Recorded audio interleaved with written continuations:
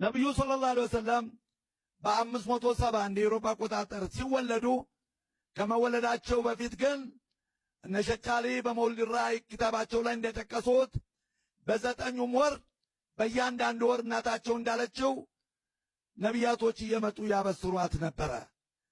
የመጨረሻውን ነቢይ አርግዘሻል እያሉ ይባርኩላን ነበረ። ሲወለዱም ተአምሮች ታይተዋል። ያው ከመካ እስከ በስራ ብርሃን መፈንደቁ፣ ከአባድ በደስታ መጨፈሩ፣ የፋርስ ስልጣን ማክተሙ፣ 1000 የነደደው እሳት ሲጠፋ፣ የመካ ድርቀት የነበረው ዝናብ ወርዶ የልምላሜ ሲመጣ፣ ዛፉም ድንጋዩም ደስተኛ ሆኖ የገለጠበት እሳቸው የተወለዱበት ቀን ነበር። ሲወለዱም ጣታቸውን ወደ ሰማይ ቀስረው ሱጁድ እያደረጉ ነበረ። ስለዚህ ነቢዩ ሰለላሁ ዐለይሂ ወሰለም አባታቸውን በሁለት ወር እናታቸው ሆድ እንዳሉ ነው ያጡት። እህት የላቸውም፣ ወንድም የላቸውም። ከአባታቸው የወረሱት ሁለት ነገር ብቻ ነው። እዚህ ነው ታሪካችን የሚጀምረው። 5 ግመሎችና አንዲት በረካ ለሐበሽያ የምትባል ሞግዚት፣ ሁለቱ ብቻ ናቸው። በረካ ማናት? ከነቢዩ በፊት ሰለላሁ ዐለይሂ ወሰለም በ555 ነው የተወለደችው። ማለት ከነቢዩ በፊት በ14 ዓመት ትቀድማለች።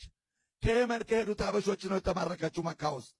እድሉ አሁንና እዛ ቤት በአገልጋይነት ተቀጠረች፣ አብደላ ቤት። እንዳልኩት አሚና ብዙ ተአምሮች ታይ ነበር እናታቸው። ስለዚህ ቅርበት የነበራት አዋያቱ ተቀባይቱ 24 ሰዓት ማትለየው ከአሚና ኡሙ አይመን ነበረች። ሐበሻዊቱ መቤት ኑዛቲዋ የአሚና በተደጋጋሚ ለኡሙ አይመን ስነግራት በረካ ይሄ ልጅ ብዙ ተአምር ያለው ነው፣ እህት የለውም፣ ወንድም የለውም፣ አደራሽን ከጎኑ እንዳትርቅብኝ፣ አንቺ እህቱ ነሽ፣ አንቺ እናቱ ነሽ፣ አንቺ አጉራሹ ነሽ፣ እንዴት ትጠብቅልኝ እያለች ትነግራን ነበር አሚና።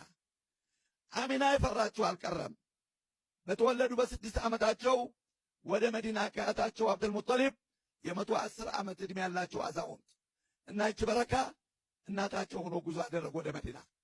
መዲና አንድ ቆይታ አደረጉ። ሲመለሱ አብዋ የሚባል ቦታ እልም ያለ በረሃ፣ ሰው የለም፣ ውሃ የለም፣ ወፍ የለም። የእናት ሕልፈት ድንገት ይመጣል። ያ ሽማግሌ አቅም የላቸውም። ማን ነው ያንን አስክሬን ቆፍሮ የሚያስተኛው? ኃላፊነቱ ኡሙ አይመን ነበረ።